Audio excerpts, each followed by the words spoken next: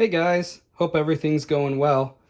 I'm still working on more Bible study videos and some other English literature related videos too, but they kind of take time and I haven't really been able to sit down and focus on them lately, but I wanted to put out a quick video, something easy that hopefully you guys would enjoy just to have some new content on my channel. So I thought it'd be fun to take a look at the oldest books in my library. The library tour video that I did about a year or so ago has gotten a lot of views, and so people seem to have enjoyed that. And so let's take a closer look at the oldest things that I have. And by oldest, I mean anything over 100 years old. So going backwards from 1900 and on. And I want to start off with some honorable mentions. And they're honorable mentions because I have no idea how old they are. I can't find a copyright date or anything. This is an old Bible, and I'm not even going to attempt to open it to show you guys. I wish I could. You can still see in faded letters there. Maybe it says Holy Bible. But the spine is so bent up and ripped that if I open it, I'm afraid it's just going to fall to pieces. So it's kind of like a pretty paperweight I have now. I can't actually read it. But I'm sure that this is an older Bible. It's a bigger Victorian era style Bible that people would have sitting on their coffee tables. And that's pretty cool. Another one that I don't have an exact date for is this edition of Ivernhoe, which is a novel by the 19th century writer Sir Walter Scott. He wrote a lot of novels, and he was a well-known writer in his day. Here's signatures from people who've owned it before. A lot of these books have those signatures in them, which is pretty cool. Just seeing, something of the personality of who had them before the book came into your own possession. And I love these, but again, I can't state for sure how old they are. This edition of Les Miserables that comes in 2 volumes by Victor Hugo. You can see that the covers have been sort of rebound, but the spines are still the same, still the original. You have the marble looking inside. I don't know what the exact terminology is for those. And you have the prints in there and stuff.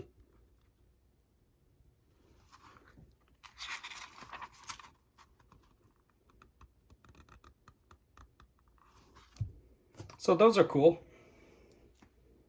But now, let's get to the books that I actually do have copyright dates on. The first is this collection of the works of Percy Shelley, who was one of the poets of the Romantic movement in England in the 1800s. Mabel E. Williams, whoever that is, once owned it. She owned it in 1910. And I'm not the biggest fan of Shelley. I'm more of a fan of his wife, Mary, who's famous for writing the novel Frankenstein. Percy Shelley was something of a radical in his day, and his poetry reflects that. A radical in terms of his religious beliefs or lack thereof, as well as his political beliefs. And here's some notes that are still in there from the lady that owned it. I don't know, haven't taken them out.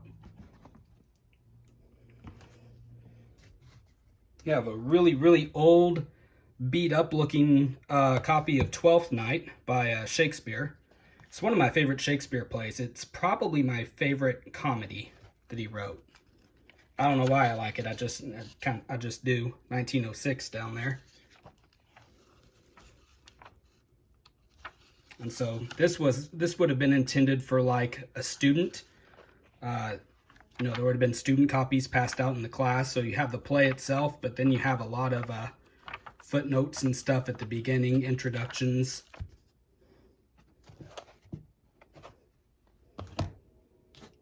And the same thing goes with this. This is Edmund Burke's speech on conciliation with America. Edmund Burke was a politician in England around the time of the American Revolution. in the 1700s. He's also famous for his reflection on the revolution in France that he wrote too. But this is from, oh, there was a copyright date somewhere. There's Edmund Burke himself, looking super happy. Edmund Burke's speech on conciliation with the American colonies, delivered in the House of Commons, March 22nd, 1775.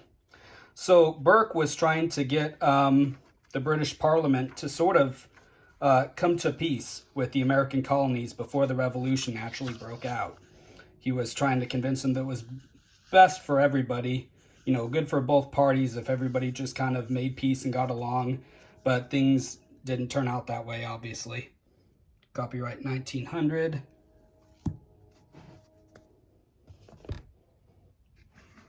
Here is a novel by Thomas Hardy, Tess of the D'Urbervilles, and this novel was originally published in a periodical, in a magazine, in sections or installments, and then once it was written, it would have been then, you know, published in novel form.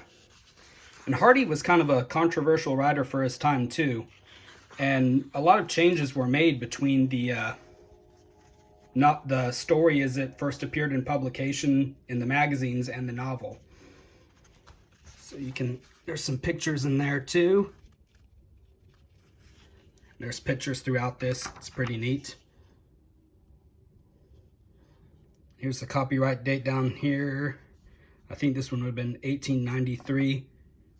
I'm not positive. I'm just kind of using the copyright dates as a general idea of how old these are. I mean, there may be, you know, different editions or runs or things like that that I don't know about. But oh, I was going to try to find a picture here, but they don't seem to be popping out. This is a good story, a good novel. It's very depressing. So if you're looking for a happy reading, don't read this. And I guess don't read any of Hardy's works, but it is good. Let's see. Next, we have a 3-volume edition of the Count of Monte Cristo.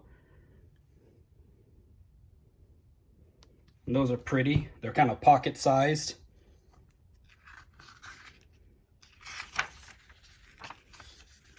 With drawings on the inside as well.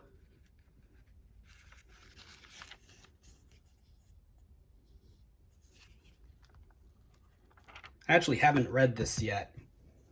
Not these ones specifically, but I haven't read the Count of Monte Cristo in general. I hope to get to it someday, though. We have a really old, again, it's like the sort of book that would be in a classroom. A student text of Paradise Lost by John Milton. This would be just books 1 and 2. Paradise Lost, if you don't know, is an epic poem that John Milton wrote. There's actually 12 books in all. And it's about the war in heaven, Satan's fall into hell, as well as his temptation of Adam and Eve in the Garden of Eden. There's a picture of John Milton. I believe the date down there was, 1895.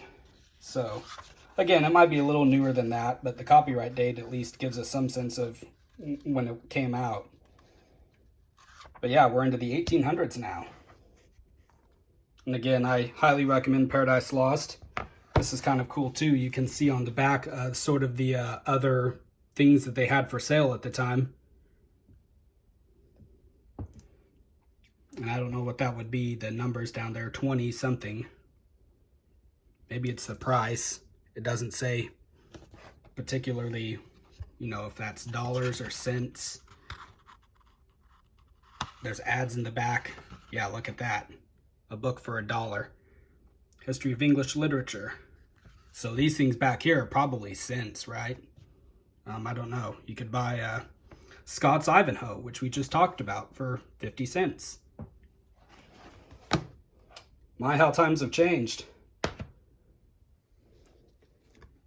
And then here, I really like this one. This is an old Baptist hymnal. And the cover has actually been broken, and I made an attempt to fix it myself with wax paper, and it didn't quite work out, but at least it holds it together.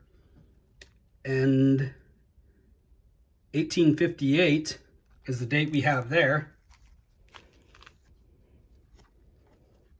Let me see if I can. Sorry if it's kind of shaky. I'm trying to like hold the camera, but also not break the books when I open them too. So here's different hymns for different things. Here's a hymn about the scriptures that I guess would have been well known at the time. I've looked through there and there are some like familiar hymns, but some of them I've never heard of before. And this, I believe, well, aside from the giant Bible down there that was falling apart, this, I believe, is the oldest book that I have. It's volume 3 of Thucydides, History of the Peloponnesian War in Greek. See, somebody's written there 1849. And the copyright date down there is in Roman numerals. I'm assuming that's 1849 as well. And this would be, yeah, so like you can see, it's Thucydides' History of the Peloponnesian War in Greek, which is, you know, what he originally wrote it in. He was an ancient Greek writer. And then down below you have explanatory notes and things like that. So I assume maybe this would have been used for a student as well to study the original text and then, you know, have the explanatory notes to help them out. And this is another book that, you know, the spine's original, but the cover is kind of gone, so they had to put their own little marble thing on it. Okay, cool. So I hope that was entertaining somewhat. I'll try to make more videos here soon. But like I said, the more in-depth ones, the Bible study ones that I've been doing, I hope people like those, by the way. And the other English type ones, they take some time to put together. So in the meanwhile, I thought it'd be fun to just put together a quick video like this and show off some of the old books that I've got. So thanks for watching and have a good one.